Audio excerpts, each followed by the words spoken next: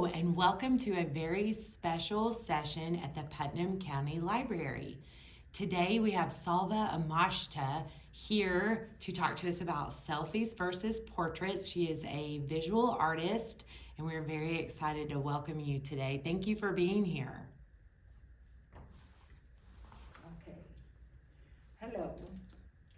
This theme I think is very actual because everybody takes selfies.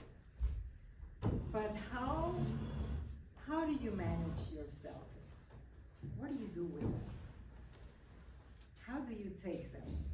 Usually with your arm, Yes. like extended. Yeah, and it somehow deforms the face structure. And that's very different from what we do at portraits. But everybody wants to take their own pictures. My name is Salwa Amastha. I studied photography in California at Brooks Institute many years ago when photography was taught by big, huge cameras. We didn't use roll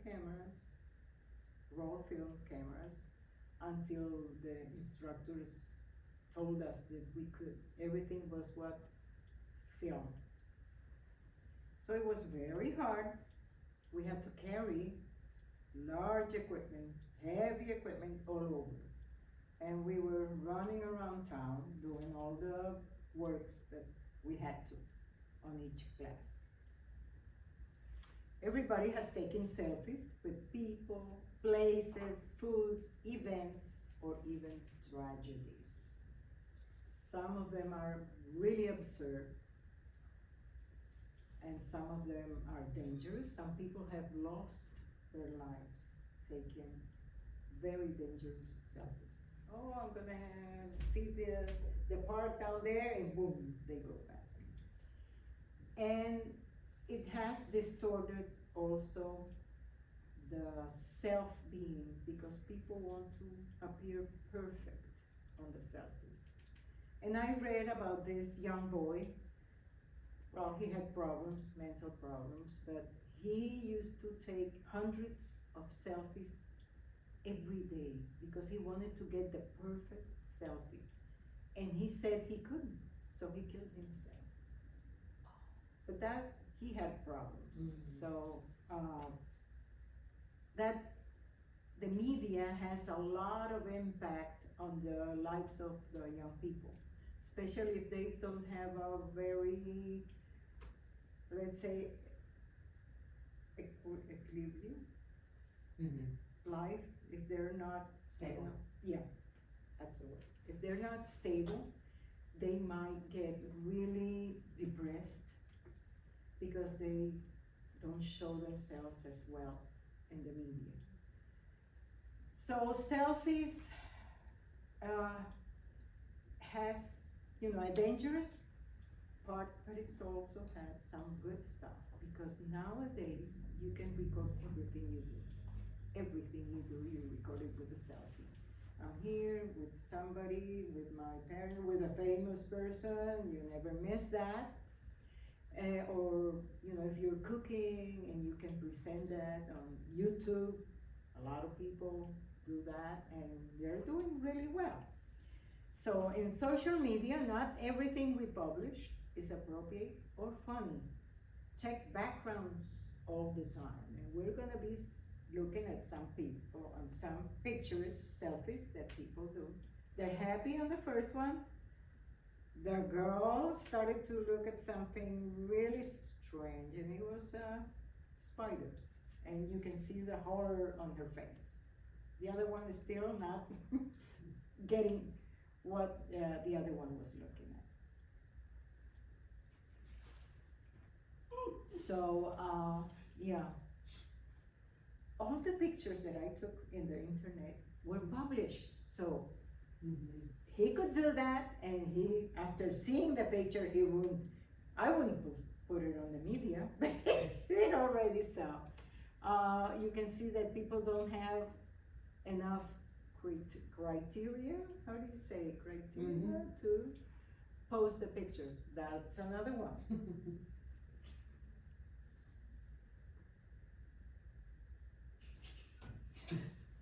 And I've seen a lot of them in the bathroom. I didn't put them all because some of them are really, oh my goodness, absurd.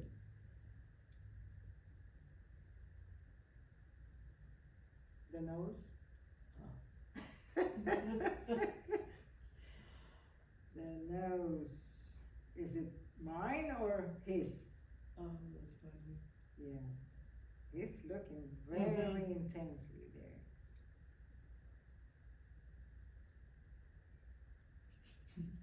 It's like her mother or the maid or sister, older, I don't know, but she's checking what she's doing with her dress, you know? The mama. Oh, goodness. And they come a lot of them. Now you have to look closely. You see the boy underneath? Yeah. So they pay more attention to their features than to who's. The boys try to get the attention, but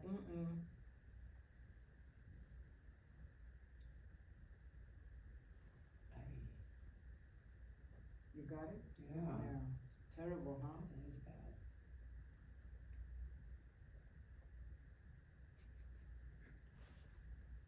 And we go on, and it would take hours of looking at those selfies that people post in the media.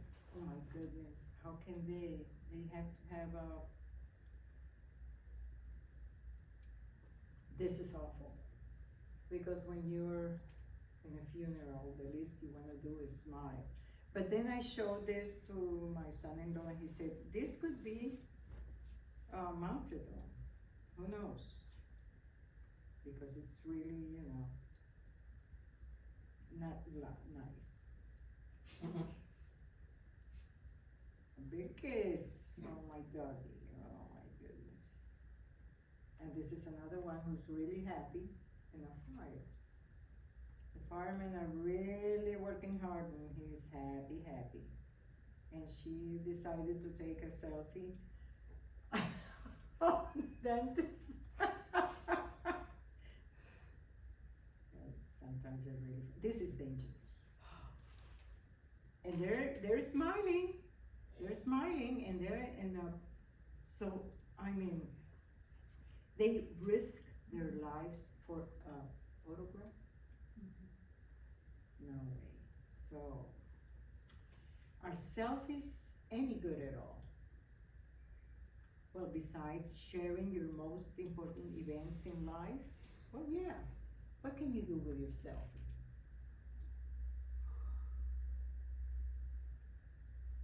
Now I don't know. I'm rethinking it. You take selfies. I do, Okay. yes. And it would be to show people where I am or who I'm with. Okay.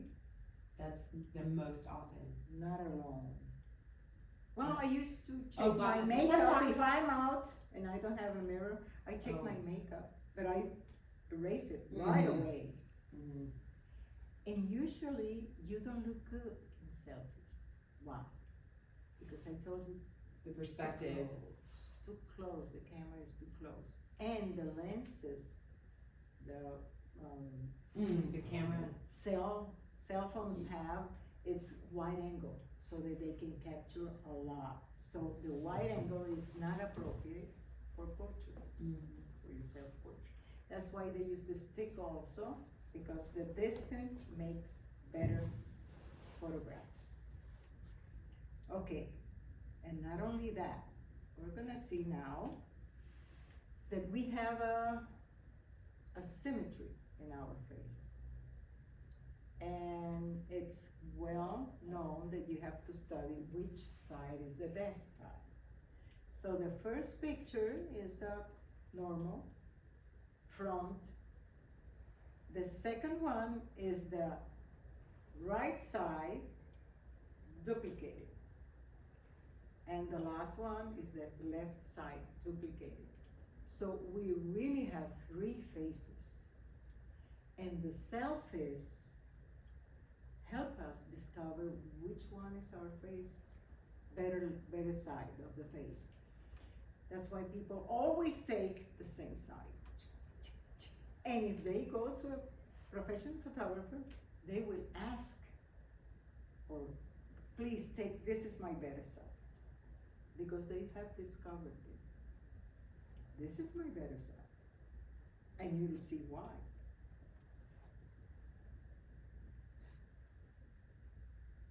The center one is awful. Awful, terrible. I am very asymmetric.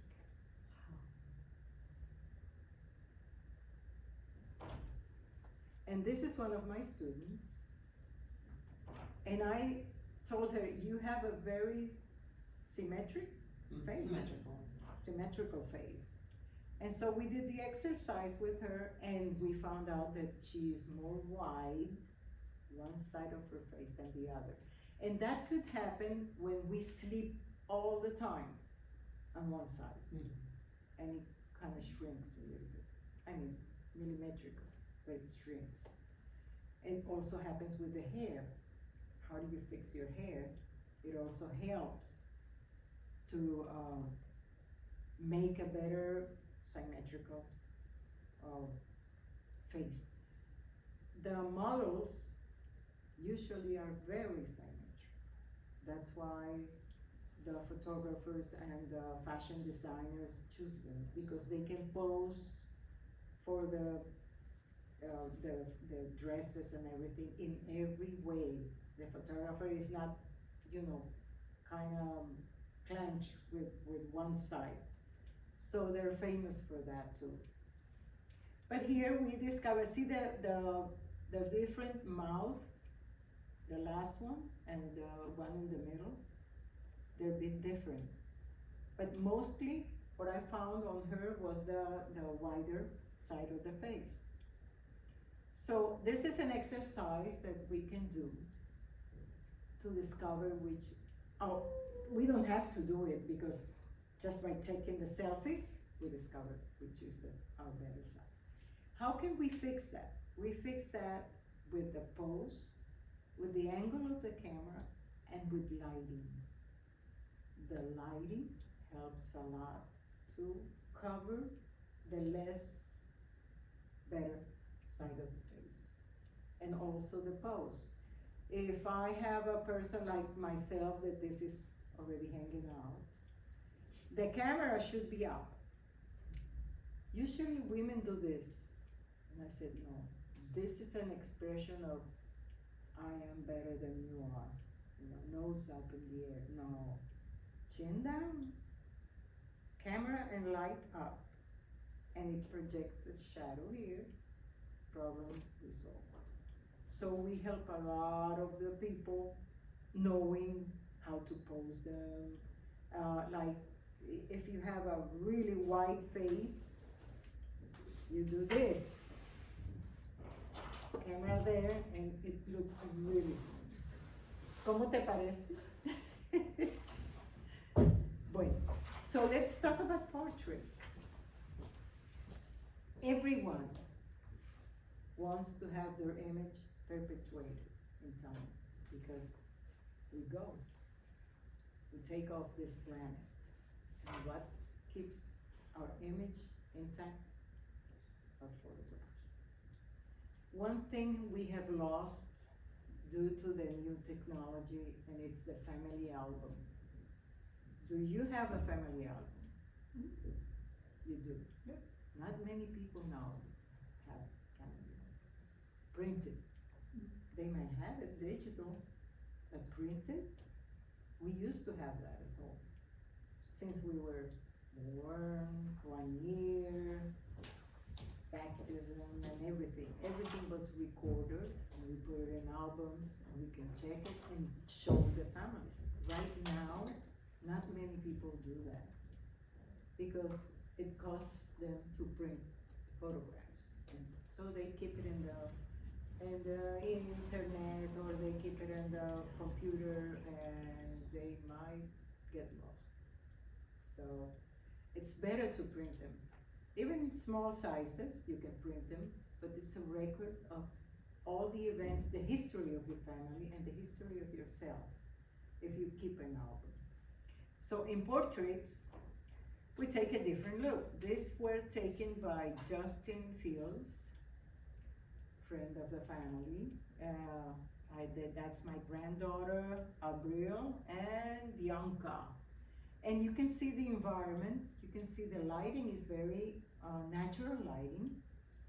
And when we take pictures outside, we have to look for the colors, the branches coming out, sometimes coming out of the head.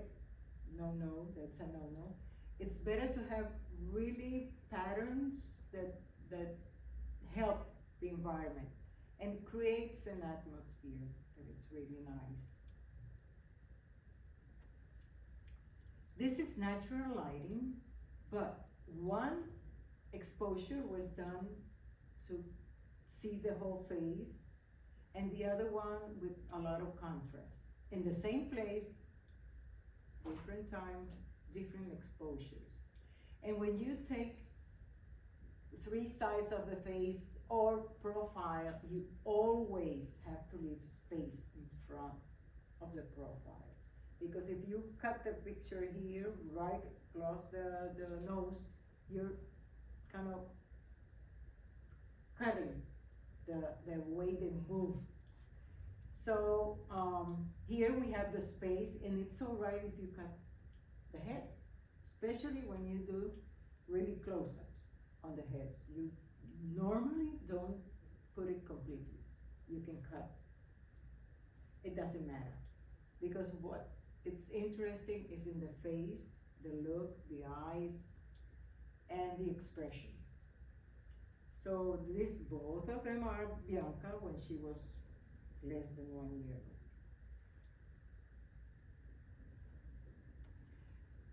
She is executive, and she needed to change the photograph on her portfolio.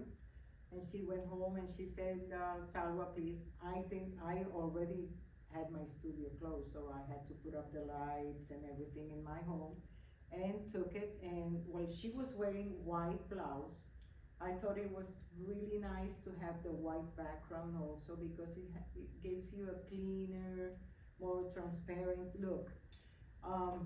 By the way, when we do politicians advertising, usually they want to wear a white shirt, because that gives them, a profile that is honest and correct person and everything, which maybe never so much in my country. But when they want to wear a white shirt, I have to use a gray background, because otherwise their faces would be floating. White shirt, white background, and it kind of looks funny. Over here, you see the hair gives how do you say Like frames. a frame to the face, and also the black skirt she has that gives a bottom. So it's good because it's a base. So it's a little bit gray on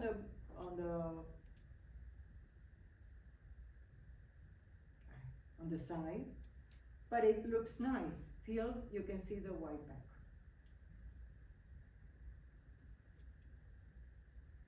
This is a portrait of a Afro-Colombian girl.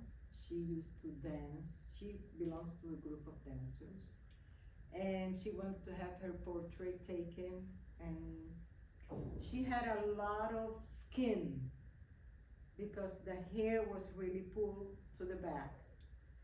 And so I put a feather arrangement to cover part of that, and I liked it very much. So you can see the hairdo, and they use it a lot. It's heavy. So I had to leave a lot of space in the front so that it balanced. This is what we call low-key. This is a low-key portrait.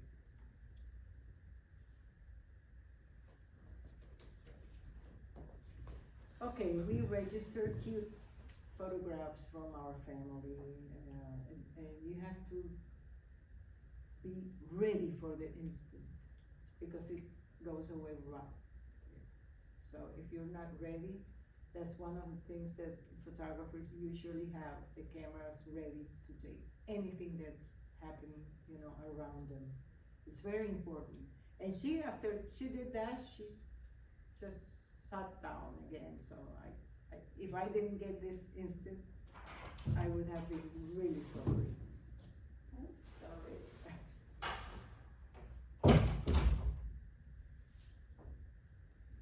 Okay, here we have portraits in natural light outside, and we have to check what's behind, because otherwise you'll see strange things coming up from heads or in the background or something that really bothers. Here we have created a nice atmosphere, and the sunlight is never right for a face of a person. Maybe if it was behind that you can get a rim light, that'd be fantastic, but not on the face, because the harsh lighting deforms the face.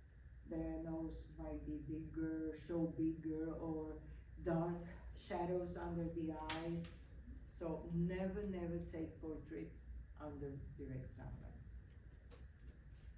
Late afternoon and early mornings, the light is really beautiful, it's soft, and maybe you can use part of that, but not usually after 9 o'clock and before 4 o'clock. Natural lighting. This is high key, where you have almost everything is light colors. I've seen portraits taken in high key where you illuminate all the face, the background, and even the clothing should be the same light colors. But sometimes, in one of them that really got into my attention was the portrait that Lady Di had made. It was white, she was blonde, really illuminated, all of it, but she had a black blouse.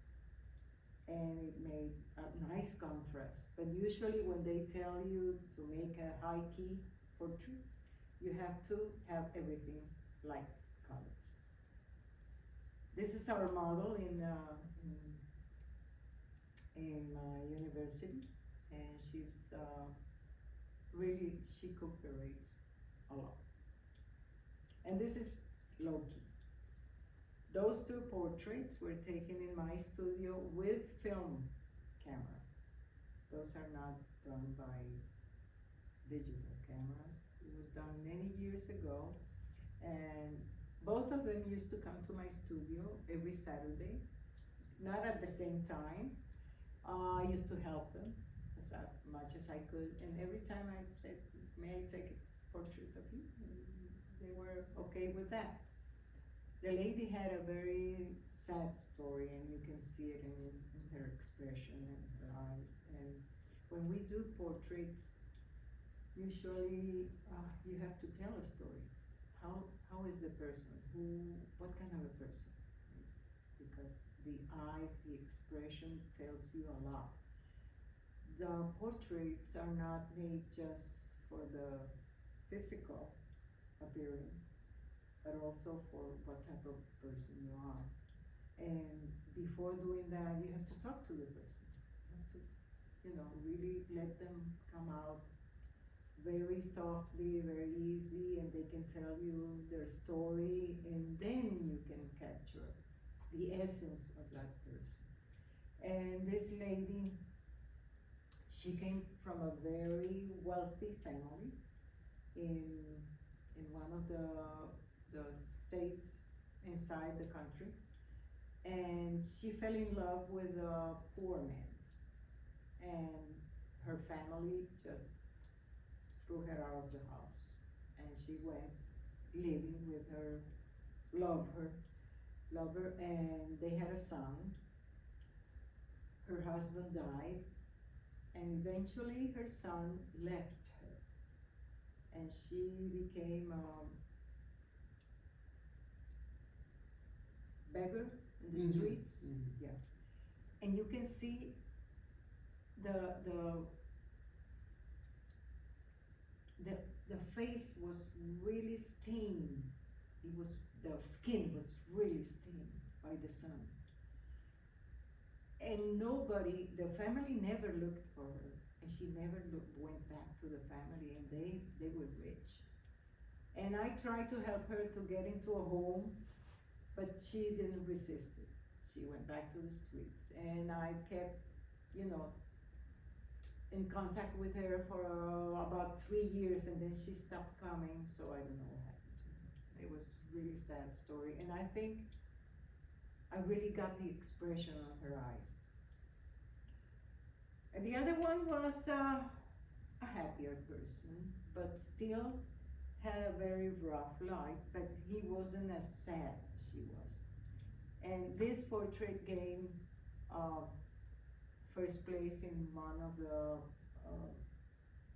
contests in the best of Latin America photographs in the portraiture segment. Category? Category, that's right.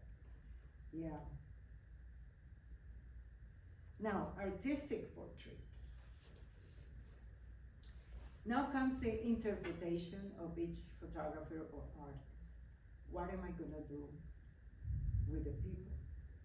This is not like a regular portrait, because it's something that the photographer does to please himself or please something that an idea. You've seen the portraits in my house about the foods.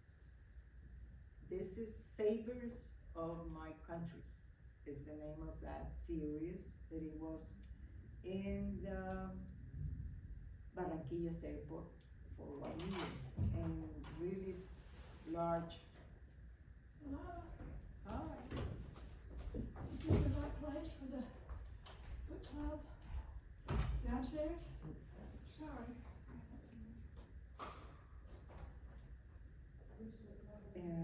So I used to take photographs of the people around me. I never hired professional models for all of this. All the pictures that you've seen and all the people that are close to me in some way. The Afro-Colombians belong to that group of dances, and I found their features really beautiful. And I used to call them, I have them pose with some of the fruits or typical foods that we prepare at home and in the region.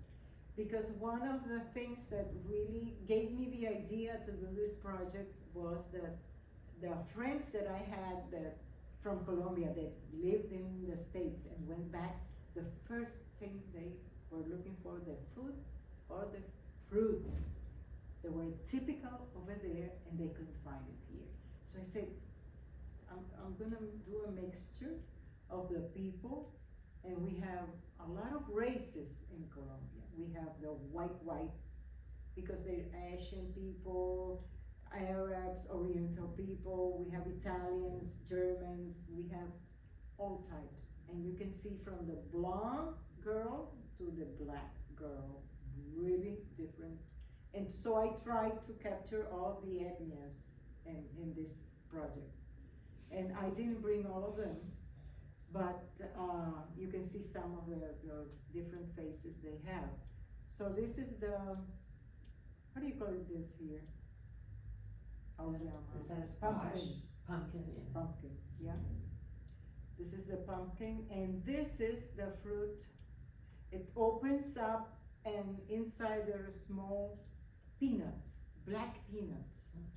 and the white inside, the meat inside the black peanut is white, and you can eat it. But around it, around it, it's full with hairs that really stick on your skin, and they hurt. So I had to do that with gloves. But after that, the girl usually had some on her skin, so I had to brush them. Really fine but sticky things. And this is done with some black and white with some coloring on the fruits. This is corozo. I don't know if you tasted that. No? Well, corozo, it's like you can see, very small and it's juicy, has a big seed. It doesn't have much meat, but the flavor, the jugo de corozo juice, is very famous over there. And this one is the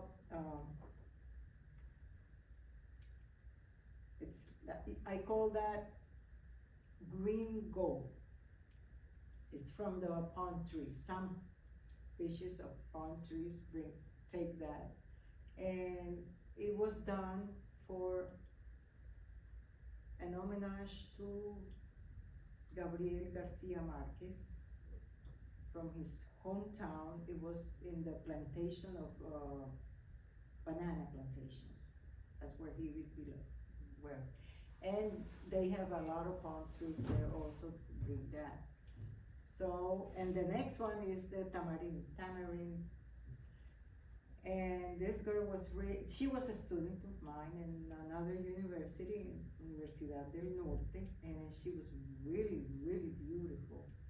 And after she posed for me, she went to a beauty contest. She got second place.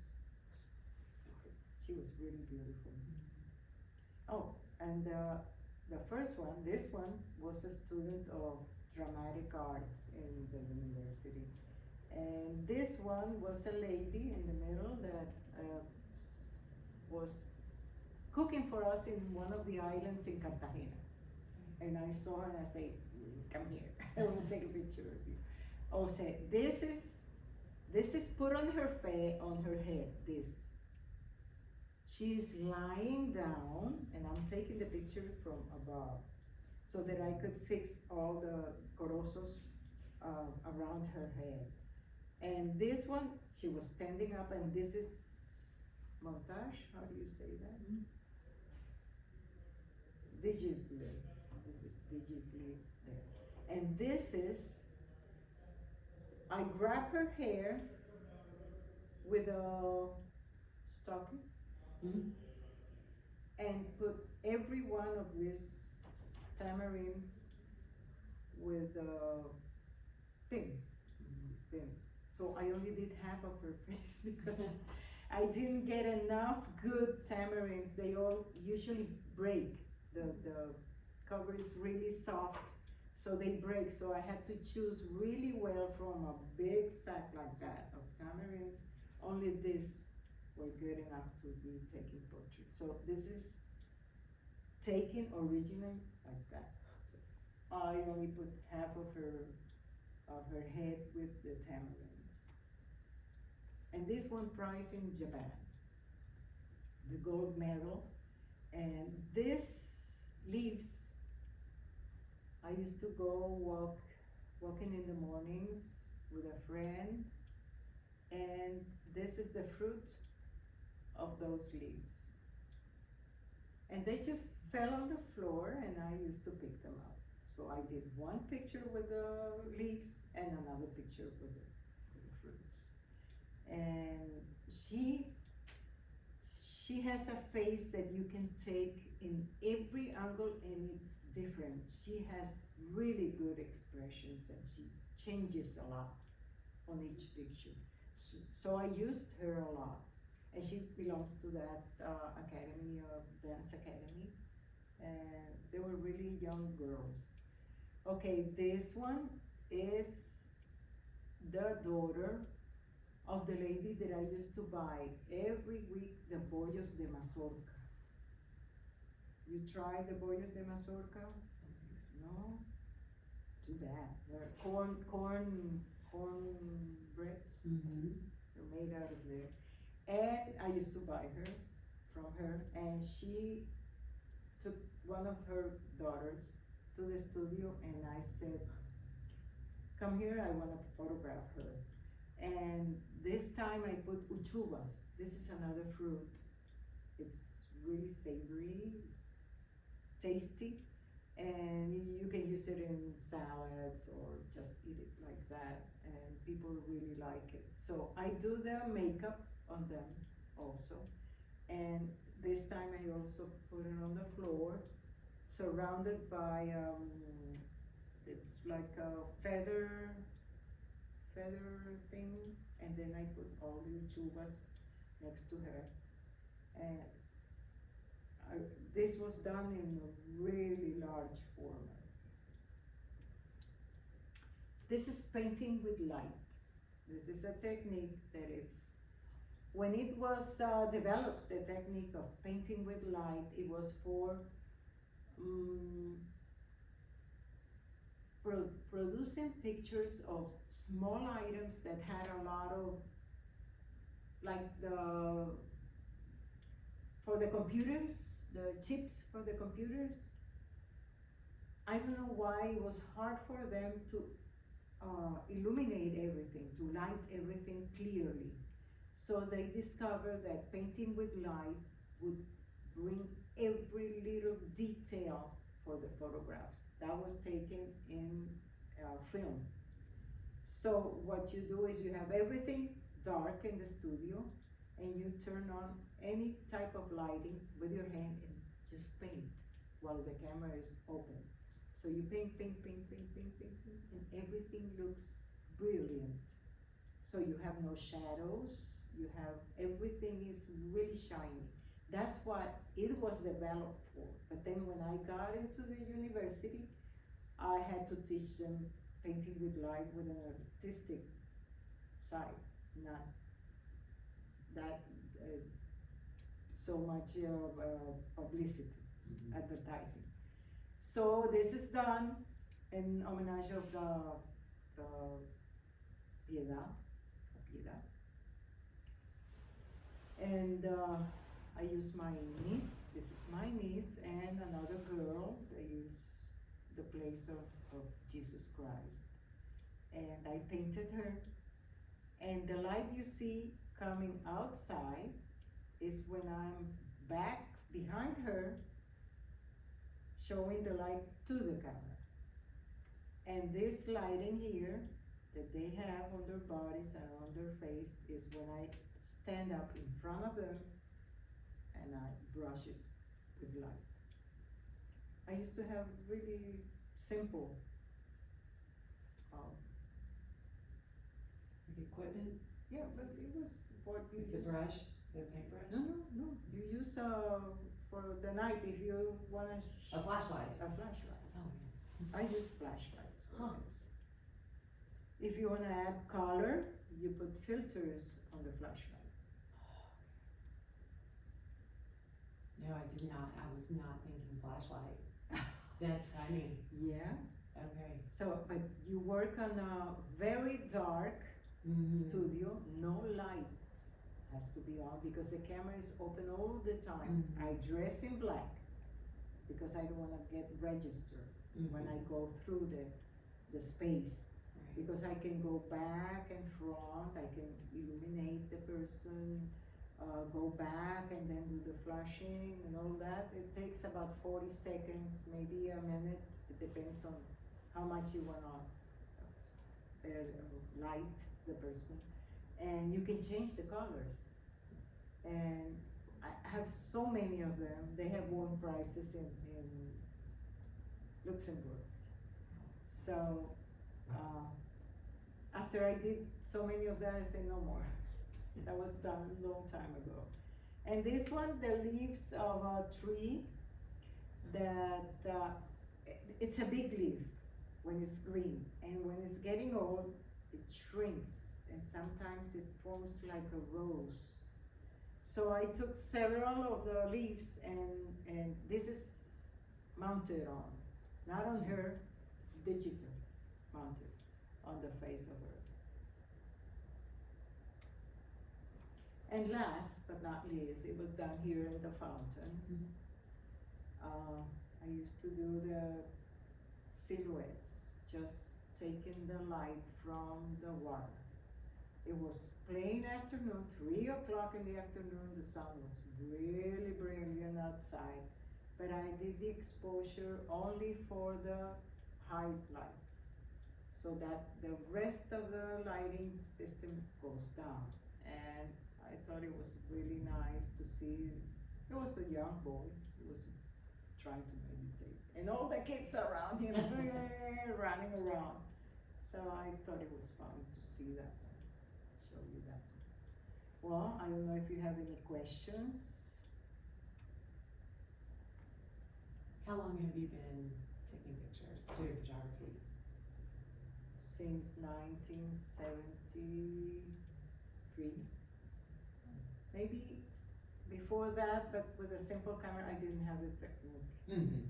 When I went to the university, well, I haven't stopped. I stopped the studio because it was really too much. Mm-hmm. And it was right before the pandemic. I closed it. Yeah. And then, so I was really grateful to God that that happened before. What kind of camera do you use typically? I have a mirrorless Sony now. I have a big one, but also Sony, but it's too heavy now. Nowadays, you can have really lightweight equipment, and really fine technology, resolution. The lenses are marvelous nowadays. So you can function a lot with small cameras now. But you know, I'm trying to use the cellular phones more, because nowadays they have good technology, and it's easy to carry them. And a lot of pictures you've seen here are made from cell phones. Yeah, it's a good idea, you know, to have a good camera on yourself. Yeah. Because it's right in your hand, you know. I've missed a lot of very impressive pictures because I didn't have my camera in my hand at the moment. And you know, that the image gets here, but you never capture it. So cell phones are useful in that case. We do always have them.